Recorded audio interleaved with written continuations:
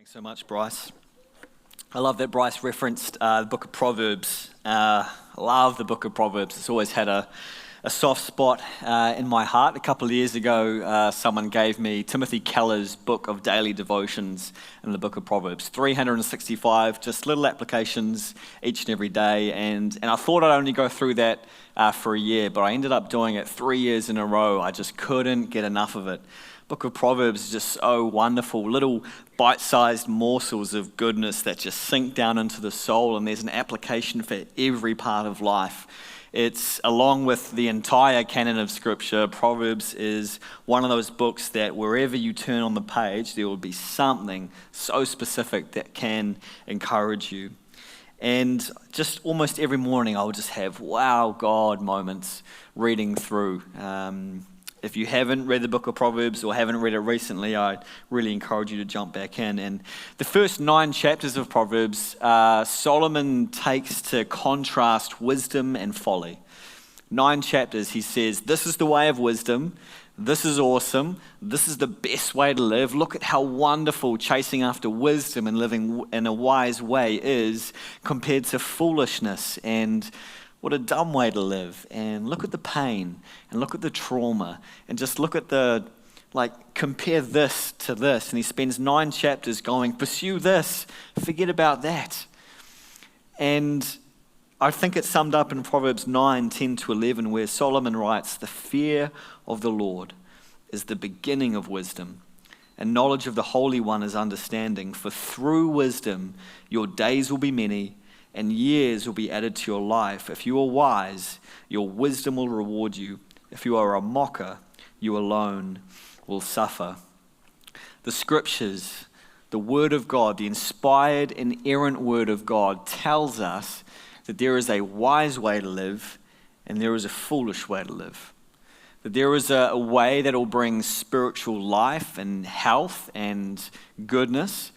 Not a perfect life or an easy life, but spiritual health and spiritual goodness. And there's a way that will lead to death and conflict and pain. There is a right way to live, and there is a wrong way to live. And that sentiment right there doesn't go down too well in our culture, in our times, in this you do you sort of mentality. No one can tell you that your way of living is dumb or your way of living is wrong. You just do what is right for you. But the Scriptures say, no, God made you. You are made in the image of God. He knows how this life works best, and it's according to His wisdom. And we get to choose every single day whether we choose that path of wisdom or not.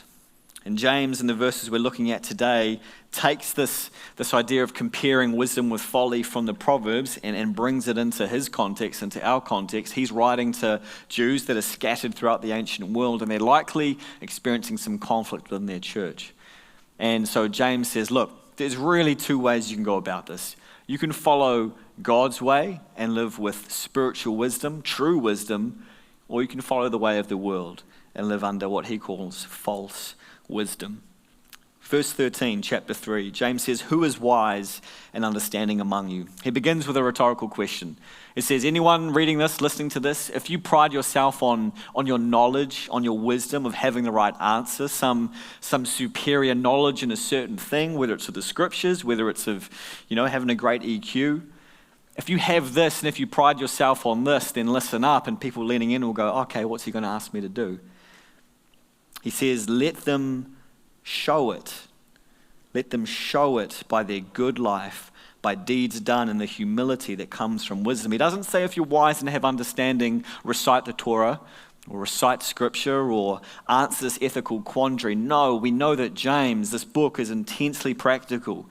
And he says faith without deeds is dead. Faith without deeds is like a corpse.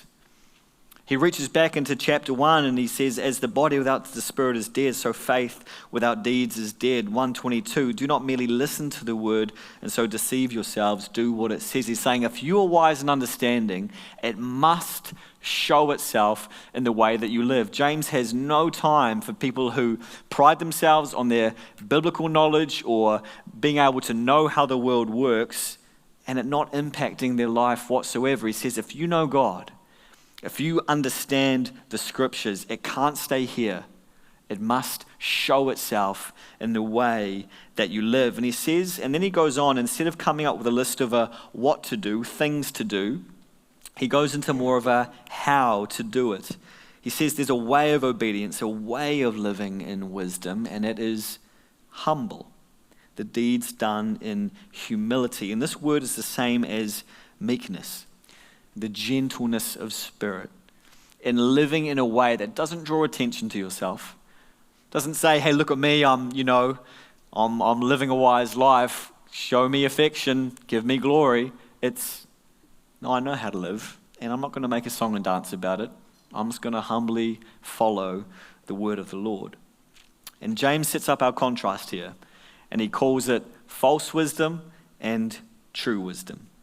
And I think it's important to say that what we're about to look at isn't a caricature of two different people. So we're going to look at a way of false wisdom, and we're going to see that it's pretty destructive. And we're going to look at true wisdom. We're going to see it's pretty awesome. And the idea isn't that someone stays in this false wisdom their whole life, that every decision they make is destructive and foolish, and that you can be totally in that vein. We know that we're living in the already and not yet. As believers, if you're a follower of Jesus here today, your eternity is secure. Nothing can change that. But we all know that we can make bad decisions from time to time. We all know that we still fight against sin. And so there's going to be times when we do things that we really don't want to do or know we shouldn't do. So as we go through this list of false wisdom and true wisdom, let's just listen to the Spirit of God and see what he is pointing out to us.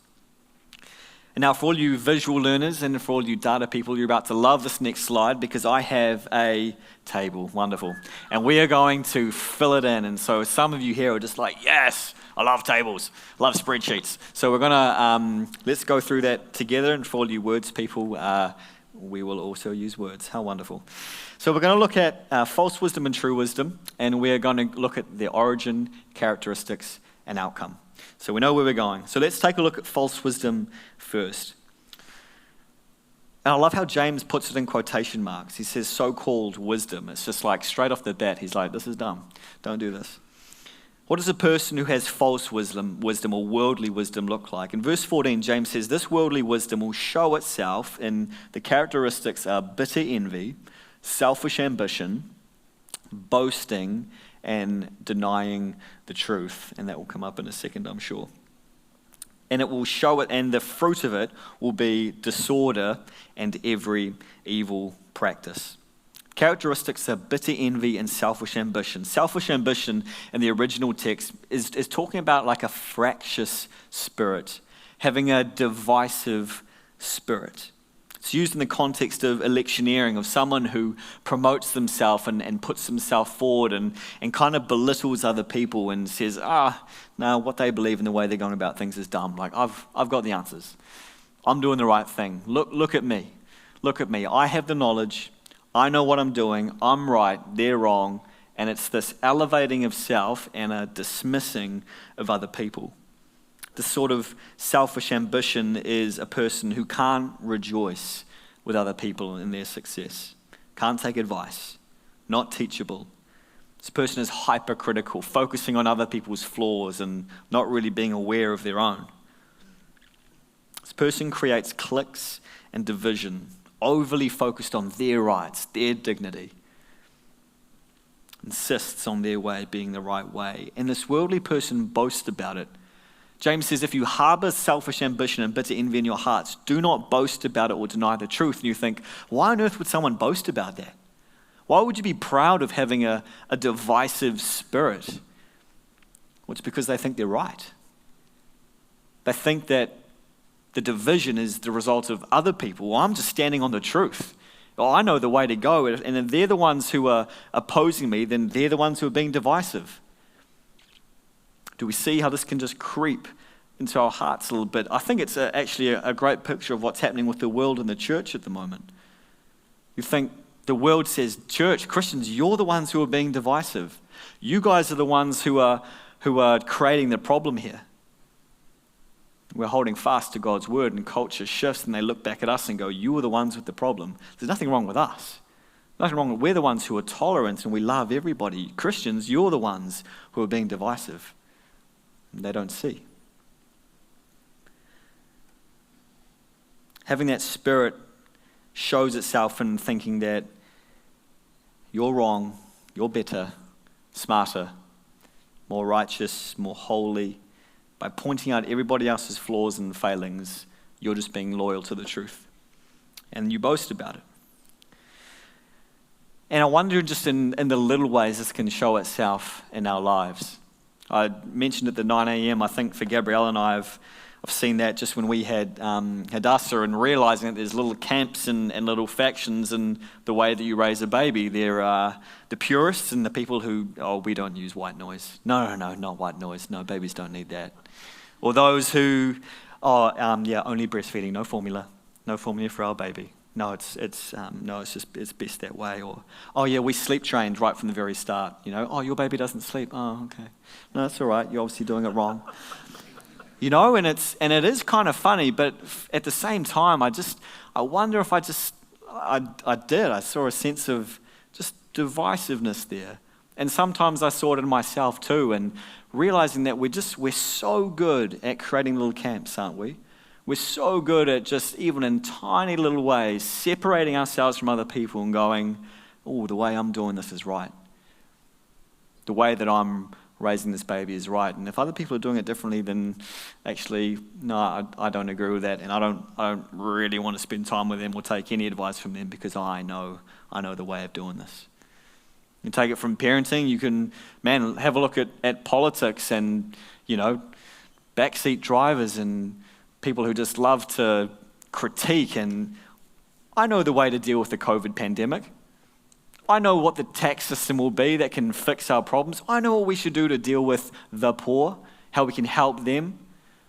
It's so easy to know we have the right answers. We know what the government should do. We know how things should be run. We know we have the secret wisdom, the secret insight.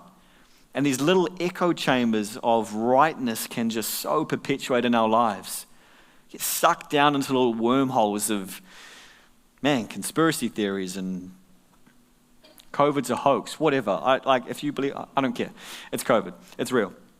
But do you see how just in little ways this can creep into our hearts? And I think it's bad enough when it comes to little things. It is poison when it comes to issues in the church. Poison when it comes to issues in the church.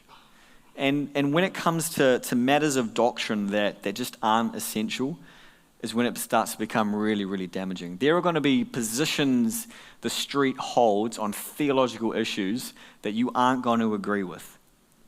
You aren't going to agree with everything that this church subscribes to and believes. You can read our statement of faith. I hope you agree with all of it. When it comes to the non-essential issues, we need to have some liberty, and we need to land there humbly. When it comes to issues of the essentials of doctrine, there must be unity there. There must be unity. I think we can agree with the words of St. Augustine, who said, in essentials, unity. In non-essentials, liberty. In all things, love. And so what I'm saying here is, if there is something, if there's a position the street holds to, if something that I share in a message or is shared in a message, you go, actually, I'm not sure about that. What I'm asking you to do is not to harbor bitter envy, frustration in your hearts, and go and talk with someone about it. Or can you believe Jerram said that? Or do you know the street holds to this position, and create a little group? What I'm asking you to do is, if you have something you disagree with, please come and talk with me. Talk with an elder. Just say, hey, I'm not quite sure about this. Or I read the scripture differently. Can you explain how the street has landed on this position? And come humbly, and we will korero, and we'll talk, and we will learn from each other. But please don't create division on the non-essential issues. The essential issues, however, are super important. And we will never, ever sacrifice truth on the altar of peace. Peace is good. We want unity. We want to be a body that works together. But when it comes to issues of false doctrine and false teaching, we got a problem. If you're here and you deny the Trinity, if you deny God is three persons, each person is fully God, but there is one God, if you deny that, I can't have unity with you. We cannot have unity there because that is an essential doctrine. But if you think church should be done on a Saturday as opposed to a Sunday, man, go hard. There's liberty there, that's fine. If you deny the substitutionary atonement of Jesus, if you say, Jesus on the cross, that was just a picture. That was just an example. He didn't take God's wrath. He didn't take our sin. He was just showing us this is a good way of self-sacrifice. If you say that's a picture and that actually the finished work wasn't done, if he didn't take sin on himself, then there's no unity here. I'm sorry, we're going to have conflict because that is an essential doctrine. But if you think communion needs to be wine, it needs to be Merlot or Pinot as opposed to juice, man, go hard. You can have liberty on that one. That's fine. I'm down with that. Like maybe we'll change it. You see what I'm saying? There are issues that are so important that we must land on, that there must be unity on. And that if someone rejects, then there will be division. Sometimes division is okay. In Titus 3, Paul says to Titus, if someone comes into your church and they spread lies and false doctrine, approach them to their face and rebuke them once. And if they continue to do it, he says, have nothing to do with them. It is that important that we agree on the essentials. And the non-essentials, hey, liberty. And all things, love. Having a fractious spirit and bitter envy are just cancer in our bones, poison in the church. So where on earth does it come from? And why on earth would we, as followers of Jesus, have anything to do with it? Why would we allow that to creep into our lives? Let's look at where it comes from. Let's fill in the rest of that table and look at the origin. James says in verse 15, this wisdom isn't from heaven.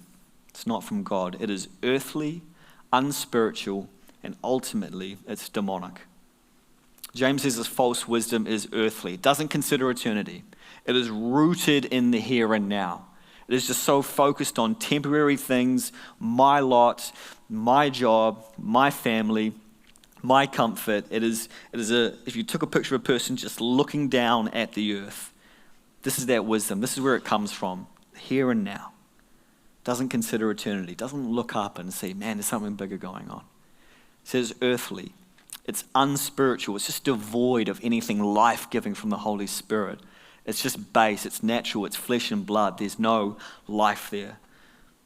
And ultimately, it's demonic because the result is disorder and every evil practice. Whoa, demonic? Really, James? Why'd you have to go there? Is that a bit too far? Not at all. I think it's C.S. Lewis who said the greatest success of the devil is convincing us that he doesn't exist. Convincing us that he doesn't exist. He exists, is very real, and his purpose is total carnage and destruction. That is his goal. Think of John 10:10. Jesus says, I have come to give you abundant life, but the devil has come to steal and kill and destroy. His purpose isn't just to put some roadblocks in your way. The devil isn't just this person who's opposed to you who wants to make life just a little bit more difficult or stop you from reading the word in the morning or dangle a little bit of sin in front of your face. He's not annoying. He is destructive. He is not frustrating. He is hell-bent on destroying your life and destroying the church. That is his goal. He has set himself up in total rebellion to God. So anything that reflects God, anything good, anything spiritual, anything from heaven, the devil says, I'm going to go after that. I want to destroy that. If you're experiencing conflict in your marriage at the moment, you can bet your bottom dollar that the devil has his hooks in there and he's trying to tear you apart. His goal is to destroy Christian marriage, to turn children against their parents, to destroy homes. And he will use lies, his native language is lies, to get his hooks in there. You think about the ways that conflict in marriage can begin, and it's just a little bit of selfishness sometimes. On the most minute scale, share this pithy little story with you. The other day, most evenings when Gabs and I are home together, we will finish the day with a cup of tea on the couch and a chat. And the other day, sitting there, and Gabs goes, "Cup of tea?" I go, "Yeah, sounds good." And then in my spirit, I went, "Oh, it's her turn to make the tea." "Oh, Jerram, you make it. I reckon 9 times out of 10, that's you in the kitchen, man. It's her turn. You're a pastor. Let her serve you. Like, come on." And I'm being open here. These are just some of the, sin still reigns in my body too. And then just this little bit of, put your feet up, man. Let your wife serve you. And this just little bit of divisiveness just grows in there. And it felt good. It felt right. Put your feet up, Jerram. Let your wife make you a cup of tea. When I'm drinking from God's fountain and when I'm living the true wisdom from heaven, man, I don't care. I'll make you 10 cups of tea, like without a complaint. But those days when my mind is earthly and I'm drinking the world's Kool-Aid, that's when those moments come in. When I'm just like, she can make you a cup of tea. Put your feet up, man.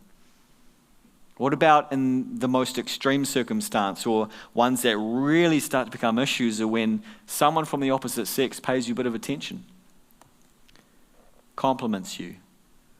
Ooh, that feels nice. And then you start to seek out their company. Oh, this person, oh man, they make me feel good. Oh man, I really enjoy her company. Man, this just feels great. And the feeling grows, and it feels good because the enemy is lying to you. He is lying to you, and he is saying, this person, this feeling that you're getting from this woman, this man who is not your spouse feels good. Oh, you should pursue that. Because your contentment and your comfort are the most important thing in this world. So you're not getting it from your wife or your husband at the moment. Things are a bit hard at home. So this feels good. Keep going after that. This is what the devil is after in your marriage. And if you are in that at the moment, I want you to see that this is not just a temptation. This is not just a little roadblock. This is him with his hooks in going, I'm going to kill your marriage. And it's going to use things that feel good. This is earthly wisdom, and the result is disorder. The result is divisiveness in a marriage, and it's destructive. And when you and your wife, when you and your husband are separated, devil's laughing his head off. This is where things go. I'm serious. I'm not making a joke here. This is serious. Divisiveness in your marriage is not from God. A feeling of attraction to someone, not your husband, not your wife, is not from God. It's from the enemy, and we need to root it out.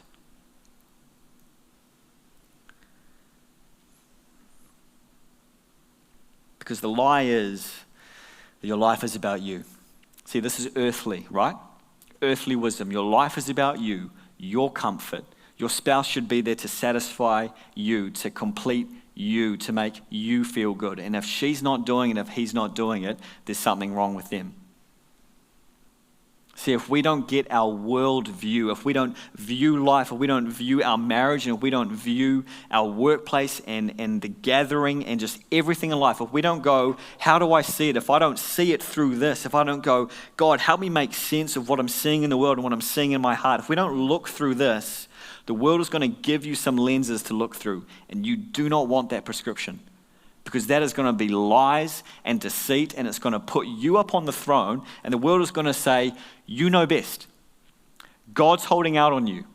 If you don't have what you want, it's because God is holding out on you, so you need to go after it. We need to start seeing these things through spiritual eyes. This is the wisdom we need from heaven. Because the wisdom of earth, just in a really tiny little way, I saw it in a shop front yesterday. The wisdom from the world will say things like this to you.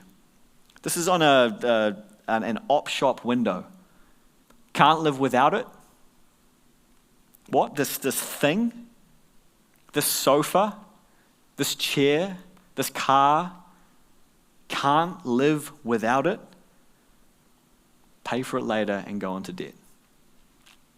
How often do we have that sense of, man, if I just get this thing, if I just get those new jeans, then I'll feel good. If I just get, can't live without it. This is the lens through which the world would have us look, and it is lies and it is destructive.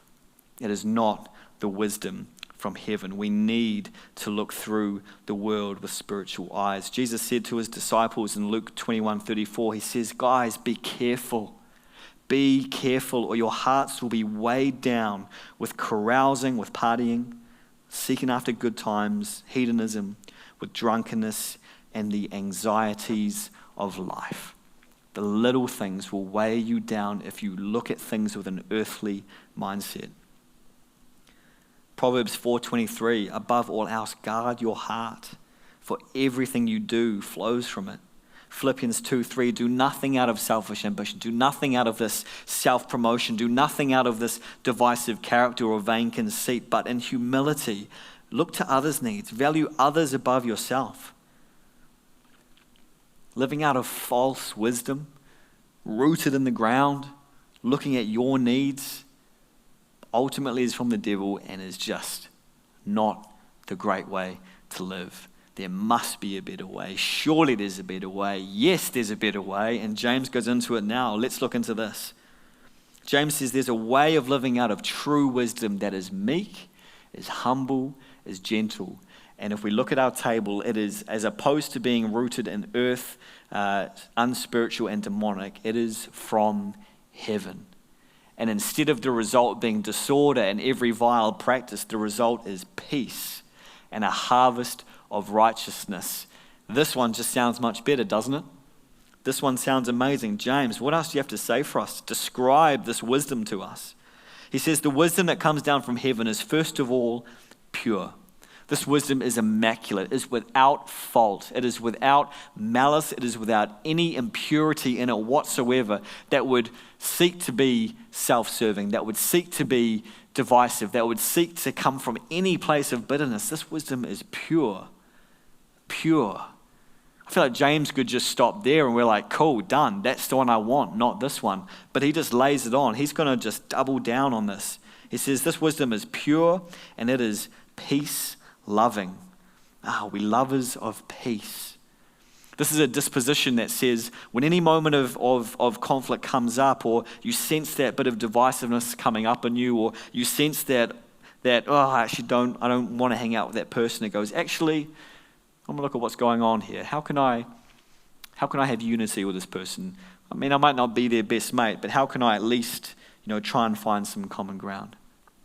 It's a disposition that Paul writes about in Romans 12:18. He says, if possible, so far as it depends on you, live at peace with all people. If possible, as far as it depends on you. He doubly qualifies it. He says you can only own your part. In any conflict, in any situation where you are experiencing this divisiveness with people, the good news and the bad news is you are only responsible for your part. You can't make the other party come to the table. You can't make the other party respond to you in love. You can't make the other party be humble and gentle, but you can. You can only own your part. And so that's why Paul says, if it's possible, as far as it depends on you, live at peace with all people. It's a disposition that just doesn't feel threatened when conflict comes. It doesn't feel threatened when people correct you. I wonder if some of us here have joined correction to rejection. That when someone corrects you on something, you feel rejected in yourself. We can separate those things out, When someone corrects you and says, actually, it's not pronounced like that, it's pronounced like this. You don't go, oh, they don't like me. Oh, that just felt awful. You can actually go, oh, wow, thank you for enlightening me. That's awesome. I didn't know that. Or when someone snaps at you in the workplace or snaps at you at home, you don't just go, oh, man, what's their issue? Oh, I don't want to hang out with them. Oh, man, they must be an awful person.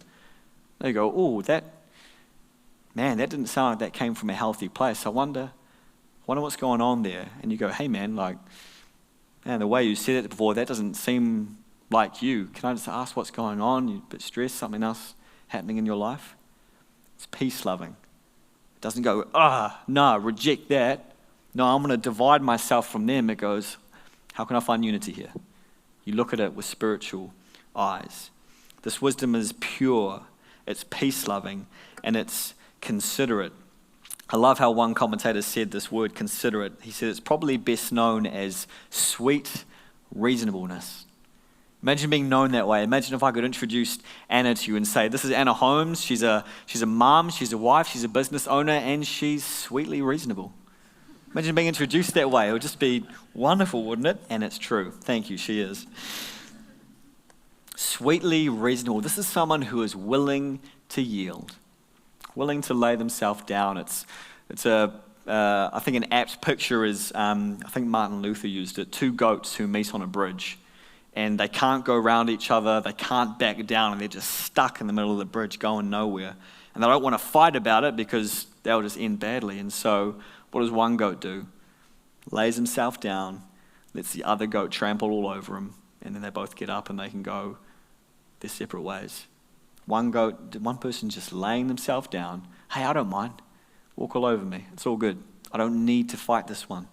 I don't need to win this one. My ego, my mana, my identity isn't tied up in winning this argument. It's not tied up in winning you over to my side. Like, man, I want unity here, so yeah, you can walk all over me. I'm all good. In some situations, that's not right. In some situations, if you're being abused, if there is violence in your household, that is not okay. Let me be very clear about that. I'm talking about petty little disagreements. You can acquiesce. You can yield. You can be sweetly reasonable. It's pure, it's peace-loving, it is sweetly reasonable, and it is submissive. And submissive here means good for persuasion. It's sort of like a, come on, I want you to win me over. Oh, I don't know if I agree with you, but I want you to win me over to your point of view. How great would that be if you're just not held on to your views and your rightness and this is the way it is and I'm not going to move and everyone else needs to agree with me. What if it was like win me over, get me around to your point of view, I want to see if you can do it genuinely. If you are open to learning and open to being teachable. Man, teachableness is one of the most important life skills we could develop. Coming up with other people and going, man, this person has something that I could probably learn from, as opposed to, I'm pretty sure I know everything I need to know already. Being open to being teachable, learning from other people. Peace-loving, man, James just goes on. This guy's just laying it down. Peace-loving, sweetly reasonable, good for persuasion, and full of mercy and good fruit. This mercy shows kindness and goodness to those who are battling. Kindness and goodness to those who are struggling. Ephesians 2:4, we look at it as what God did for us, but because of his great love for us, God, who is rich in mercy, made us alive with Christ, even when we were dead in transgressions. Such a wise person is merciful because they know they have been shown mercy. We can give it because we've received it. And lastly, James finishes this up. This wisdom is pure. It is peace-loving. It is sweetly reasonable. It is good for persuasion, full of mercy and good fruit, and impartial and sincere. Impartial means without uncertainty or double-mindedness. Back in James chapter 1, James talked about the double-minded man being unstable in everything they do. He said it's not like that. It is someone who just knows where they sit, knows where they stand. They're not double-minded. And the sincerity is such a person who is undisguised. Who they are at home is the same as who they are at work, is who they same as they are at church. Just a consistency in character. Nothing false. Don't need to put a show on. Just consistent all the time because they know their identity. What a description of a good life, hey? You compare false wisdom to true wisdom. Look at that list. Look at the difference. Which one do you want? It just looks so wonderful, doesn't that list on the right? It almost looks like, well, in fact, it looks a lot like Jesus, doesn't it? How does Jesus describe himself to us? Matthew 11, come to me, all you who are weary and burdened, and I will give you rest. Take my yoke upon you and learn from me, for I am gentle and humble in heart, and you will find rest for your souls. For my yoke is easy and my burden is light. He doesn't say I am strong and wise and powerful, though he is. He doesn't say I'm full of joy and health and all good things, though he is. He says, I am gentle. I am humble in heart. Oh, how good is Jesus. Look, I've got some scriptures up on the screen. You can take a photo if you want and read them later, but he lived these out. He lived a life of absolute purity. He loves peace. He is sweetly reasonable. He is good for persuasion. He's full of mercy and good fruit. He's impartial and he's sincere. True wisdom comes down from heaven because Jesus Christ is from heaven. True wisdom is from heaven because Jesus Christ he exhibits perfect wisdom. Fix our eyes on him. That's the way to live. He lived the perfect life. If earthly wisdom, if false wisdom is rooted in the here and now and eyes down, true wisdom goes, I'm going to look at Jesus. I'm going to look at how he lived, and I'm going to try and do my best through the power of his Spirit to go after that. Your eyes are rooted in eternity, knowing that one day, because of his finished work, you will stand before God, you will stand before your Creator, and we will give an account. Every word uttered, every deed done. And if you're a follower of Jesus, you will plead the blood of Christ, and you will say, he died for me. And God will say, well done, my good and faithful servant. Enter into your inheritance. That day must frame everything that we do. I'm going to see him one day. That must frame every word that comes out of my mouth. Every deed that I do, every dollar that I spend should be in light of eternity. That is true wisdom. Otherwise, like I said, you're going to be sucked into the world's way of living. And every word you say and every dollar you spend and every little division is going to come because you are fixed on the here and now. And you will be on the throne of your own life. And we do not make good gods. We make terrible gods. Is there division? Is there fractiousness? Is there contention? I wonder which wisdom we are drawing from. Proverbs 3:13-17 says, blessed are those who find wisdom, those who gain understanding, whose ways are pleasant ways, and all her paths are peace. And so we come to our conclusion. Peace, shalom, flourishing. As Jamie and the musicians come up, let's just take a quick look at peace. Verse 18, James says, peacemakers who sow in peace reap a harvest of righteousness. What is this harvest of righteousness? It's a community of followers of Jesus who are dedicated to living out the way of wisdom. A harvest of righteousness is a community of people who live out a pure, peace-loving, sweetly reasonable, good for persuasion, full of mercy and good fruit, impartial and sincere life. Because it is sown in a community of peace. This is the harvest, a group of people. It starts with individuals, manifests in the community, dedicated to peace. What did Jesus say? Blessed are the peacemakers, for they shall be called sons of God. Sons of God. We're about to take communion. Blessed are the peacemakers, for they shall be called sons of God. And he says sons of God because their lives have been forever changed by the Son of God, right? He gave us new hearts. He gives us new affections. He takes our eyes off the things of the earth and roots them in heaven. He invites us into a new kingdom, a new way of living. He washes away our sin, our need to be right. He kills the ego. Our need to divide and separate ourselves from people and elevate ourselves and say, my way or the highway. He just humbles us right out of it. And he says, hey, there's a new way of living. Walk in it. Forget false wisdom from the world. It only ends in disorder. He invites us into true wisdom, peace, and a harvest of righteousness. Let us look to Jesus, the one who allowed himself to be trampled in the dust so we could be lifted to the heavens.